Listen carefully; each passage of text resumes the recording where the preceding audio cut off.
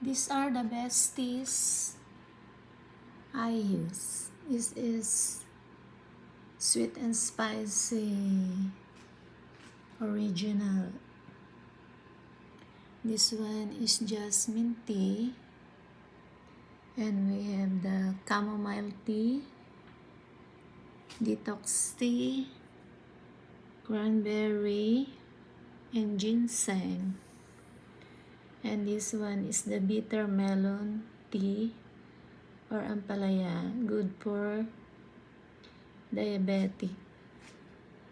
Yeah, this one also, the sweet spicy, is good for diabetic also. It's a cinnamon.